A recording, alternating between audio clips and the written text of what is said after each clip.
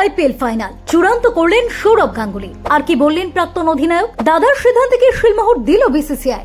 দেখুন, ভারত পাক পরিস্থিতির মধ্যে নিরাপত্তার কারণে চলতি আইপিএল মাঝপথে স্থগিত করে দিয়েছিলেন বিসিসিআই কর্মকর্তারা। টুর্নামেন্ট নতুন করে আবারও শনিবার শুরু হয়েছে, কিন্তু নতুন ক্রীড়া সূচিতে প্লে অফের ম্যাচগুলির সহ এই টুর্নামেন্টের ফাইনাল কোথায় অনুষ্ঠিত হবে তা এখনো উল্লেখ করা হয়নি। তবে এই গুরুত্বপূর্ণ ফাইনাল নির্ধারিত কলকাতার ইডেন গার্ডেন্সে না হওয়ার সম্ভাবনা সবচেয়ে বেশি বলে খবর সামনে এসেছে। এমতাবস্থায় এবার বাংলার ক্রিকেট ভক্তদের আশ্বাস দিলেন স্বয়ং সৌরভ গাঙ্গুলি।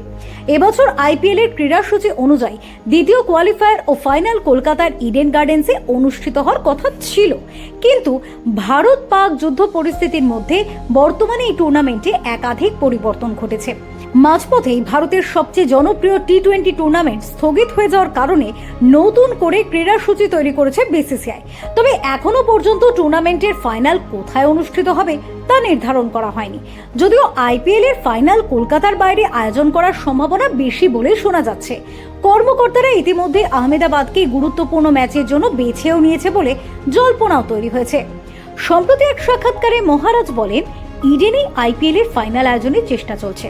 এত সহজেই গুরুত্বপূর্ণ ফাইনাল সরিয়ে দেওয়া যায় না। ভারতের প্রাক্তন অধিনায়ক আরও বলেন, এখন আর কলকাতা নাইট রাইডার্সের হোম ম্যাচ বাকি নেই।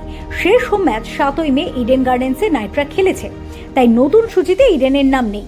কেকেআর এর হোম ম্যাচ থাকলে ইডেন গার্ডেন্সের নামও থাকতো, ফলে এই বিষয়ে আলোচনার কিছু নেই।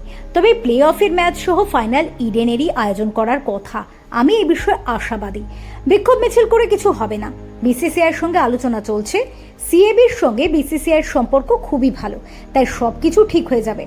সৌরভ গাঙ্গুলির এহেন বার্তায় আপাতত আশায় বুক বাঁধছেন বাংলার ক্রিকেট প্রেমীরা। Bureau report, TV7 Bangla.